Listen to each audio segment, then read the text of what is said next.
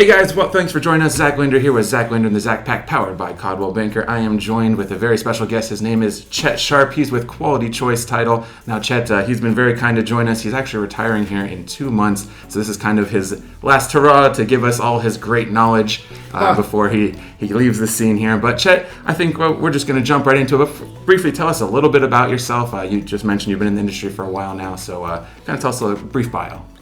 16 years retail. Mm-hmm. I was a corporate merchandising buyer for a local retail chain and grocery. Licensed realtor since 1985. Oh, wow. Which the license is still, it's not active. It's on deposit with the real estate commissions. Worked for a builder for 7 years. Okay. Duffy Homes, if anybody knows them, corporate. They were a custom builder. Got into the title business in 1998. Oh, wow. And I became a licensed agent in 2011. So Gotcha. done a lot, seen a lot. And just so you know, you've been in the real estate industry longer than I've been born. Just throwing that out there. I was 91, so just throwing it out there. I'm not shocked. But perfect. So I got a couple questions for you.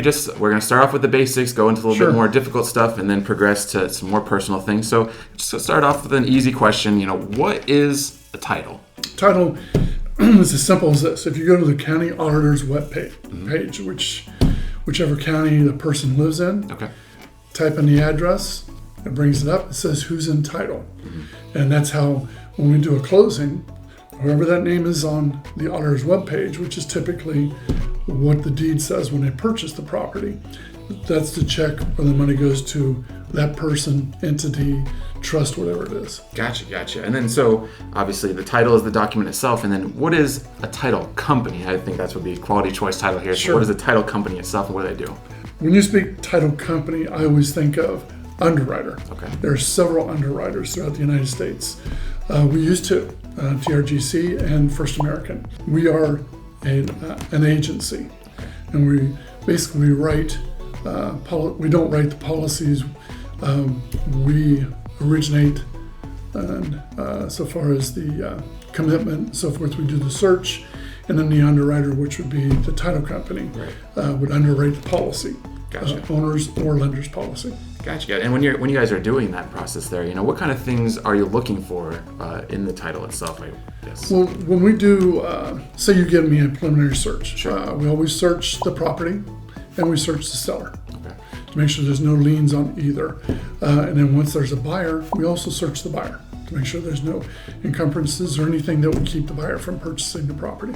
Okay. And what kind of problems would you typically see if there was an encumbrance or something like this? The problems which are very common is we call them CFJs, certificates of judgment. The common ones are local, state, or federal income tax liens. Oh.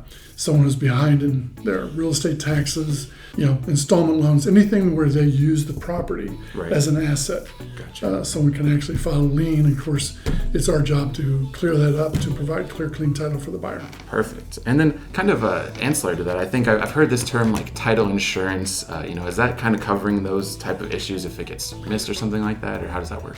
All right, when we do a search, typically a search is they go back 40 years and into the next deed. In a title insurance world, we insure it from the time that they purchase the property. If when they purchase it, they had an owner's policy. Okay. So that previous policy would cover them for that time. So what they're doing is we are searching the property. We create a commitment. The commitment basically gives all the information on the property: legal description, tax information, if there's any easements, deed restrictions, HOAs, things like this. It all comes up as part of the search. Anything that would pop up that needs to be satisfied in order to clear clean title, it's listed in Section 2 or Schedule B of the commitment. Gotcha. And then, looking at the title company stuff, who picks the title company? Is that the buyer, the seller? Can it be negotiated? In the standard real estate contract and in what has been standard since I have been into business, that the owner provides it. And a lot of times we use the reasoning is because they pay the bulk of the fees. Sure. So therefore, they choose the title company. It's to the buyer's best interest to use the seller's title company. It saves them thousands. Gotcha. And I guess in terms of fees, what does a typical closing fee look like for the seller? It's I would call it a technical question. Okay. I always refer to either our website or our app. We have a website, qualitychoicetitle.com, where we can do net to sellers, which lists typical fees. And you can always enter in other items such as certificate of judgments, things that need to be paid off, someone's behind in taxes. That can all be done on the seller net sheet. Gotcha. We also have an app, does the same thing. And a lot of realtors use both. Gotcha. Okay.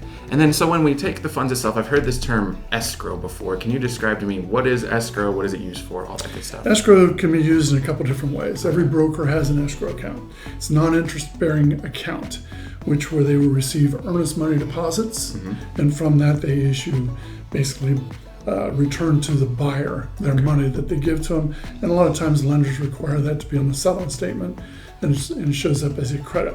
Our escrow is, all our deposits are with U.S. Bank. Okay.